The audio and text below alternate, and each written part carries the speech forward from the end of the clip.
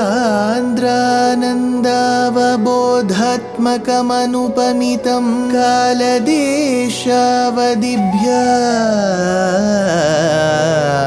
निर्मुक्तं नित्यमुक्तं निगमशतसहस्रेण निर्भास्यमानम् अस्पष्टं दृष्टमात्रे पुनः उरुपुरुषार्थात्मकं ब्रह्मतत्त्वं तत्तावत् भाति साक्षात् गुरुपवनपुरे हन्त भाग्यं जनानाम् अग्रे पश्यामि तेजो निबिडतरकला यावली लोभनीयं पीयूषाप्लावितोऽहं तदुतरे दिव्यकैशोरवेशं तारुण्यारम्भरम्यं परमसुखरसास्वाद रोमाञ्चिताङ्गैः आवीतं नारदाद्यैः विलसदुपनिषत् सुन्दरी मण्डलैश्च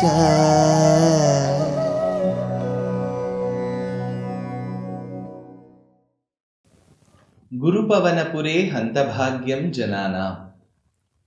Namaskaram. Namaskaram to all the astikas that we have been trying to understand the Srishti Kramam. The way in which the Srishti has happened, of course, it is always intertwined with Pralayam. As described in the Bhagavata Mahapurana and as summarized by Nārāyaṇa Bhaṭṭatiri in the 8th Dashakam. So when the Pralayam happens, he describes various Pralayam. Mahapralayam, Naimitika Pralayam. We have also discussed Nitya Pralayam. When Brahma seeks to seek refuge in Bhagavan, when the entire Srishti becomes a part of his abdomen, that is when we have the 8th Shloka coming into picture. The 8th Shloka goes like this. Chaturyuganam cha sahasramevam tvaif prasupte punaradvitiye Kalakhya Shaktihi Pratamah Prabruddha Prabodhayastvam Kila Vishwanatha. Hey Vishwanatha. Look at the name that he uses. Hey Vishwanatha. The one who is the Lord of the entire Vishwam. Now that the Vishwam has undergone Pralayam, what happened to it? He says, Hey Vishwanatha. Evam, the Lord of this entire universe, Paramatma, Tvai Advitiye Prasupte. While you were in your yogic slumber, prasupte, advitiye, there was no second. See, now there are two meanings to it. He alone existed. Eko havai Nārāyaṇa sit na Brahma na Ishanaha na Medyava Prithvi. Says Upanishad. Eko havai Nārāyaṇa sit. There was only one. Ekameva dvitiyam. There was only one. There was no one like him. And there was no second to him. See, the object could be inferior. That object also didn't exist. The object could equal him. That equaling object didn't exist as well. So, equaling object nor an inferior object existed. Tvai advitiye prasupte. When you alone were in your yogic sleep, no one else existed. Sahasram chaturyuganam cha. For 1000 chaturyugas. Punaha kalakhya shaktihi. Then your power called time. So there is a power that is associated called the time. Prathama Prabuddha, having woken up first. That woke up first. Prabodhayat Tvam Kila. Kila. That awakened you because Bhagavan has told Kala Tattvam, when my sleep is going to go to a close, that time Srishti has to begin. Wake me up. So that Kala Tattvam, which is subservient to him, Prathama Prabuddha, that woke him up first, Prabodhayat Tvam Kila, thereby it awakened you and said, Vibudhya chatvam jalagarbhashayin vilokalokan akhilan pralinan teshveva sukshmatmataya nijantaha sthiteshu vishveshu dadatha drishtim. Hey Jalagarbhashayin, you are Sheshashayin. That Shesha is you. Now there is water everywhere. Jalagarbhashayin. Garbhashayin. This is not Pralayarnavam. This is Srishtyarnavam. That is, those waters which will cause, which will bring into effect Srishti. So for example, a child as a fetus is there within the mother's womb. That time you call it the amniotic fluid. So this fluid sustains the child. So that is the causal waters. So he says, Jalagarbhashayin. Now that Pralayam is over. Now Srishti has to begin. So he says, Jalagarbhashayin, the one who reclines on the causal waters.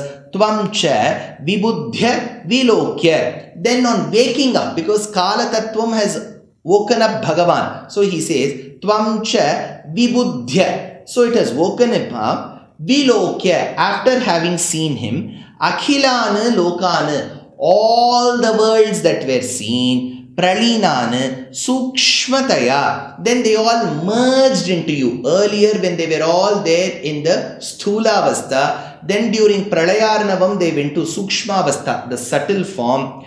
Pralinana sukshmataya. They all went into you. They became your body as a sukshma shariram. Dadatha drishtim teshu vishveshu yeva. Thereby you cast your glance on the worlds themselves. So thereby you start seeing the entire world. Nijantaha sthiteshu, which were inside you. So you start seeing these worlds. See, earlier they were outside. Pralayarnavam they went as Bhagavan's Shariram. Then he asked Kala Tattvam to wake him up. As he wakes up, he looks at them. So his mere look becomes the Sankalpa Shakti for creation. So he says, Nijantaha sthiteshu dadatha drishtim teshu vishveshu yeva. So you cast your glances on the worlds everywhere. Next Shloka. Tatastvadiyadainabhirandrat udanchitam kinchana divya padmam nilina nishesha padarthamala sankshepa rupam mukulayamanam ai tataha tvadiyat nabhirandrat. Then, now the causal waters have come. From this Srishti has to begin. So he says, tvadiyat nabhirandrat. From your nabhi arose something. Ai tataha tvadiyat nabhirandrat. From that navel. Vedanta Deshika states this in Bhagavad Dhyana Sopanam. How do you know who is Parabrahman, who is Paramatma? He asks. So he says, as you take a stroll, in whosever nabhi there is pollen grains, because all this denotes how many Brahmas have sat, how many lotuses have come, how many Srishtis have been made, how many Brahmas have been changed, how many Brahmas changed, how many new Brahmas come, thereby how many Srishtis came. Nalikena spurita rajasa vedhaso nirmimana ramyavarta dyuti sahacharim Ranganathasya nabihi. Ranganathasya nabihi, in that nabhi of Ranganatha came this. He says, Udanchitam kinchana divya padmam mukulayamanam. So in the shape of a bud, from that nabhi randram, in the shape of a bud, nilina nishesha padarthamala sankshepa rupam. When all of that we see in this creation is in a subtle form, nilina nishesha padarthamala sankshepa rupam. They are all in a sankshipta bhagam. They are all in a small form. So mala sankshepa rupam nilina nishesha padartha mukulayamanam. In the shape of a bud it came, and on that bud was seated Brahma. How do we understand Brahma seating? That is where the next shloka says, Tadetadamboruha kudmalam te kalebarat toyapathe prarudham bahir niritam paritaha spuradbhihi swadhamabhir dvantamalam nyakrintat. So he says, Tat yetat amboruha kudmalam. That lotus bud which was said before, Ambhoruha Kudmalam, Prarudham Toyapathe Te Kalebarat, which arose from the causal waters from your body. So there are causal waters, from that was your body, from that Nabhi, that hole, came a Padmam, and seated on which Niritam Bahihi, having come from those causal waters, there he says, Nyakrintat Dhvantam Ala. Dhvantam Ala, their darkness was removed immediately. When darkness was caused by the stealing of the Vedas, thereby Brahma having lost his path, that is when Parabrahman, Paramatma appeared as Hayagriva Murti. We must say, Jnananandamayam Devam, Nirmala Sphatika Kritim, Adharam Sarva Vidyanam, Hayagrivam Upasmahe. How is he? Swatasiddham Shuddhas Phatikamani Bhu Bhrit Pratibhatam Sudhasadhrichi Vidyutibhir Avadatat Tribhuvanam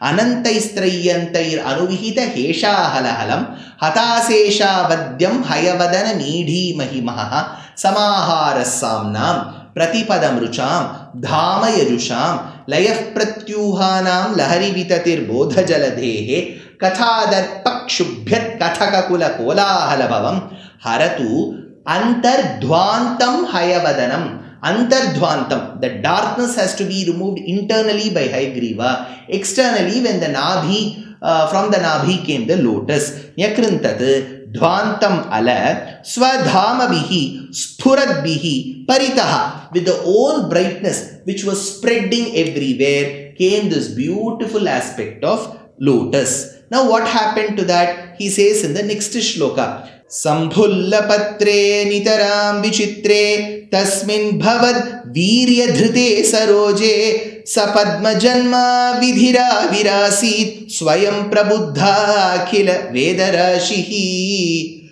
tasmin nitaram vichitre. In that most wonderful Chitre, I don't know how to describe it, says Bhaṭṭatiri. Saroje Samphulla Patre. That lotus which has got fresh petals. So he says Saroje Samphulla Patre. Those patram, large patram of this lotus.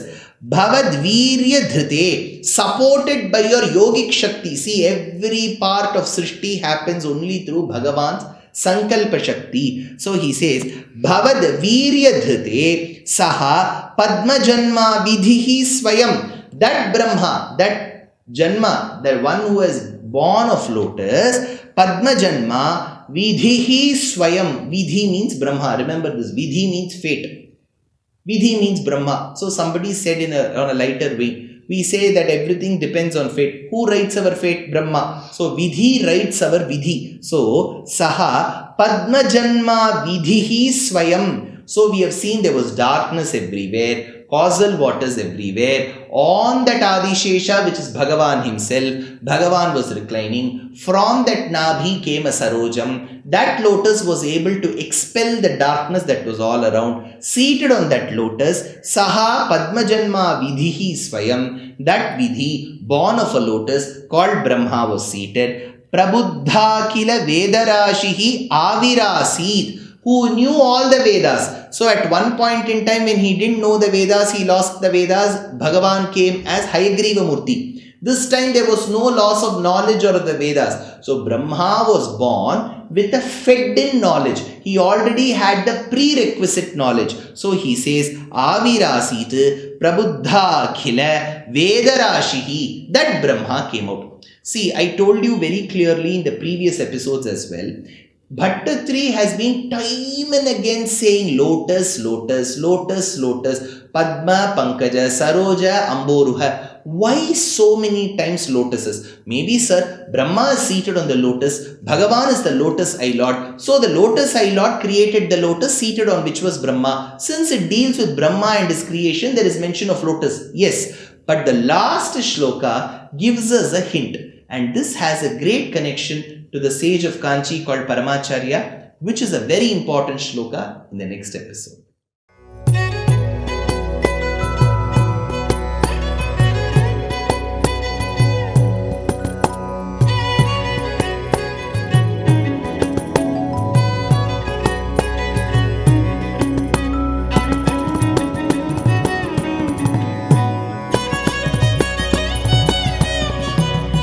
कल्याणरूपाय कलौ जनानां कल्याणदात्रे करुणासुधाब्दे कंवादिदिव्यायुधसत्कराय वातालयाधीश नमो नमस्ते। नारायण नारायण नारायण नारायण नारायण नारायण नारायण नारायण नारायण नारायण नारायण नारायण नारायण नारायण नारायण नारायण।